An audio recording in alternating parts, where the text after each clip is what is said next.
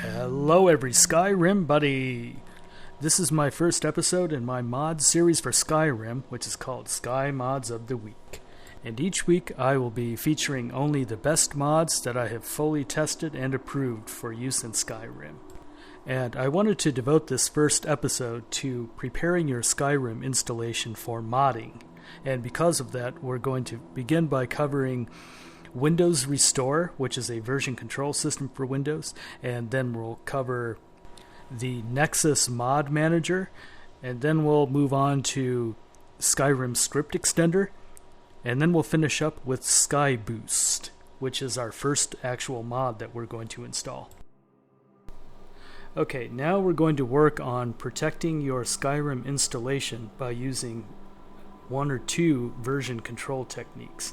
Now, the first version control style that I wanted to show you is built right into Windows, and it's called System Restore. I'll show you how to access that.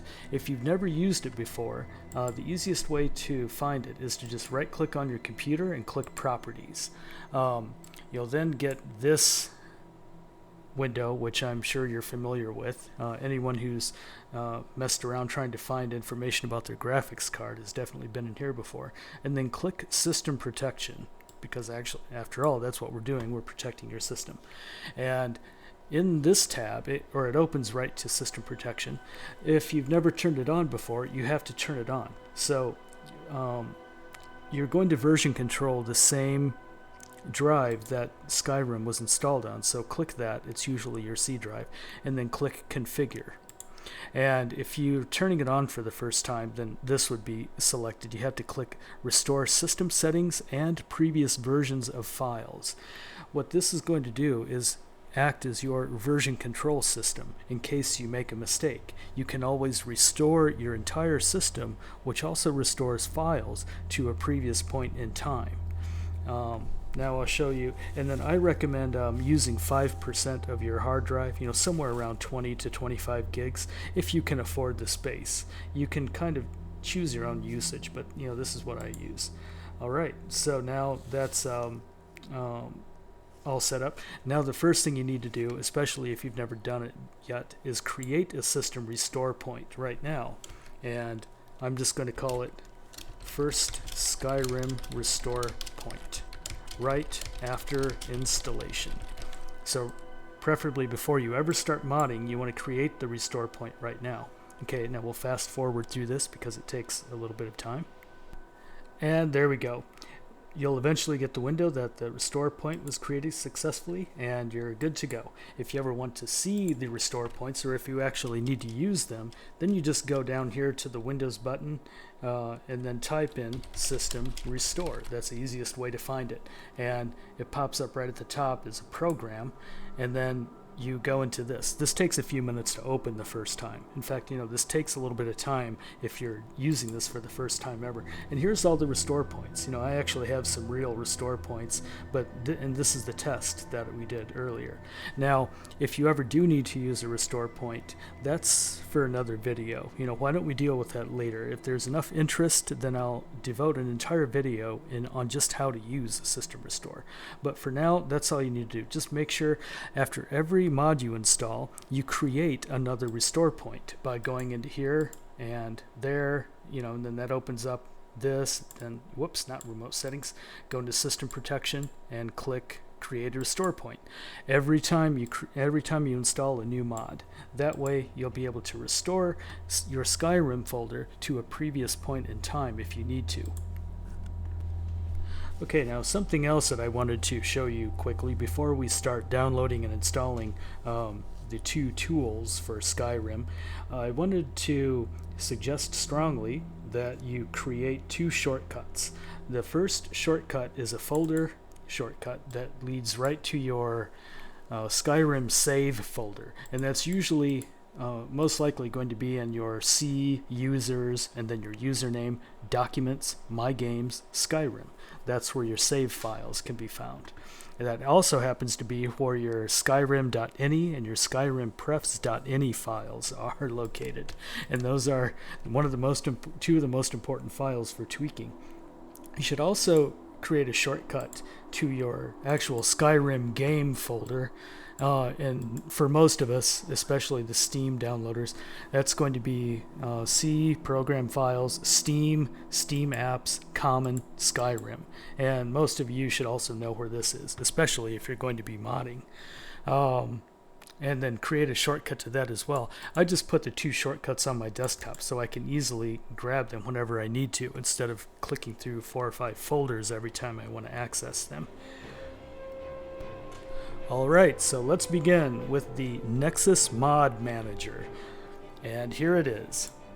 I included the link to it right in the description of this video, but it's fairly straightforward to find it. We're going to spend most of our time on SkyrimNexus.com. That's one of the best websites to download these mods.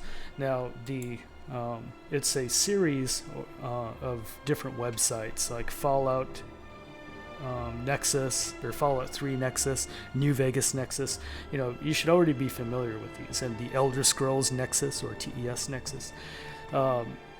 This time they actually built a mod manager just for us, and here it is right here. So it's a simple download. You just click it, and then you download the file, and it's so fast I'll just let it go. As soon as it downloads, scanning for viruses. So at that point, we can open it up. It's an executable, and it's a fairly easy install. So you just double click it. Yeah, always ask. And I'm just going through the steps here. I accept. Yeah, sure. It doesn't install any spyware, so you don't have to worry about that. Let it install to the default location. Nexus Mod Manager, sure. Yeah. We'll let them do all that, right? And then install. And now you can launch it, and we might as well, right? Since we're here. And where is it? There it is. It takes a little while to launch the first time, I guess. And yeah, see, it looks for any mods that you've already installed. It didn't find any because I didn't really install anything yet. But here it is, the Mod Manager. It's a fairly basic, unassuming application, but this is definitely it. Let's go through a couple of the features really quick. So here are the 3 tabs. First of all, the plugins are the approved or official game files that are released by Bethesda. Then here are your mods right here, including your, I think anything that you would do in the creation kit will probably go here. And then there's a download manager that allows you to download mods directly from the Skyrim Nexus website. So you don't have to go through the browser and go through the mess of saving them and then trying to dig around for the files. So that's good.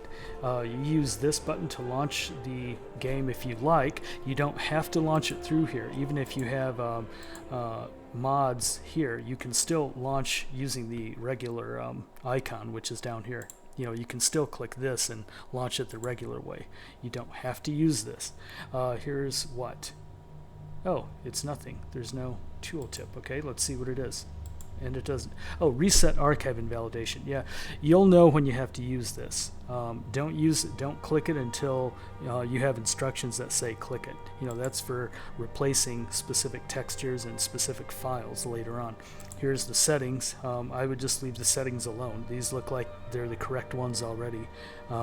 Yes, they are the correct settings. Mod options. See, you can go through here if you like and customize this, but I would just leave it just leave everything as it is right now. And that's the Nexus Mod Manager. And the next thing we're going to install is the Skyrim Script Extender.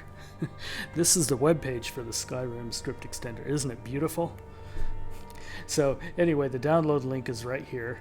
Actually, the link to get to this page is right in the description of this video again. And then to download the actual script extender, it's a 7-zip file, a .7z file, and you just click this right there and save it to your downloads folder, and it's already downloaded. Now, you do need 7-zip, the program called 7-zip, to unzip this, and that's outside the scope of this tutorial. If you don't have that installed and you need to install it, just look on the internet, look for 7-zip. It's really easy, and download it. And now, before I unzip this, I usually just look at and see what's inside it. Yeah, see, so that looks interesting, that looks fine. So I'm just going to unzip this to my desktop to make it easy to find for right now. I'll clean this up later. You know, I don't let my desktop get too cluttered, and I recommend that you do some housekeeping once a day too. So first of all, what do? You go to the README. Don't install anything until you've read every README for each mod that you install. So it says copy the DLL and the executable files to your Skyrim directory. I'll show you where that is. It's easy enough. So first of all, it says copy the executable and the DLLs. I'm going to grab the README too, just in case.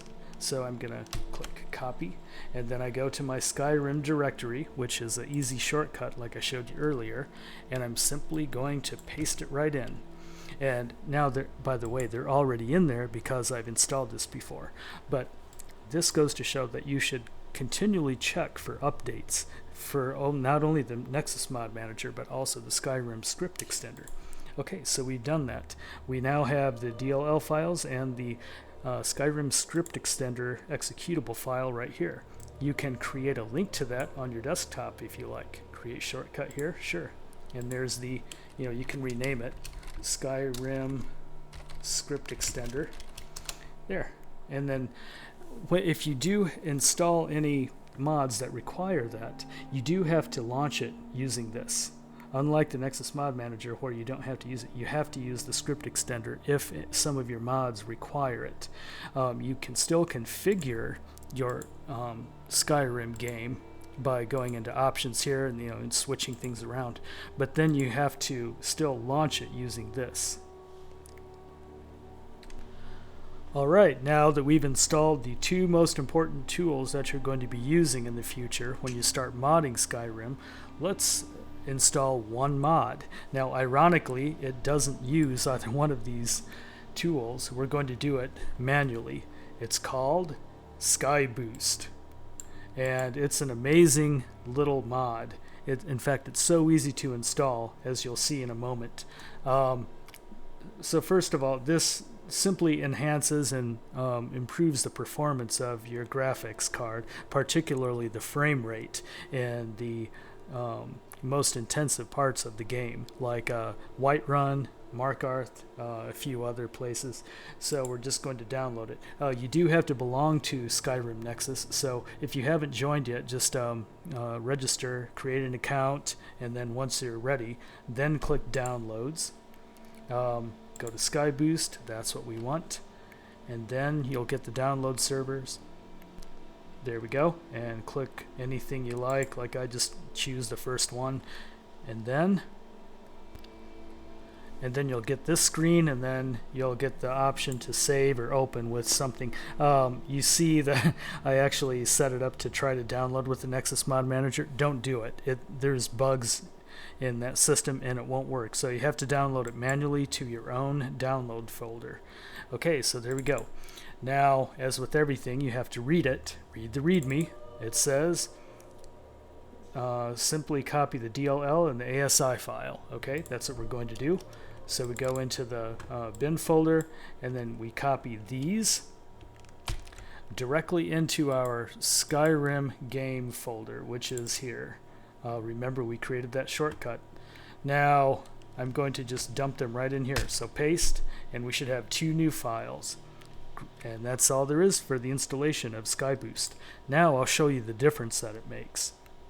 Let's go into Solitude, and when we go to Solitude, we will pump up Solitude. Okay, now here's Solitude first, the vanilla version, before installing Skyboost. Now, I'm getting a very choppy 18 to 20 frames per second, and it's pretty bad, as you can see. We've got, and I've also got a low frame rate because I'm recording in fraps. You know, I get a higher frame rate when I'm not recording, but that was just hideous back there. Now let's take a look at the version after Skyboost. You can probably notice how much smoother it is already. I'm getting mostly an even 30 frames per second because of course my fraps is capped at 30 frames per second. I dropped to maybe at 27 or 28, you know, like right there and a few other places, but it's a very obvious improvement. 8 to 10 frames per second improvement in heavy rendered areas like this. Alright, that's it for this first episode of Skymods of the Week. Look for the next episode in 7 days, and I really hope you enjoyed this. And I do hope you take my advice about the very first thing that I mentioned, which is Windows Restore. I can't stress that enough. That's a very important one. I'll also give you additional Windows 7 tips for both the 32-bit and 64-bit version. And if you have modding questions after watching these episodes, feel free to come into my chat room and talk about it. The link is in the description of this video. And you can subscribe to my channel, and you'll also get these videos in your inbox. And click the like button if you liked it. And thanks again for watching. We'll see you next time.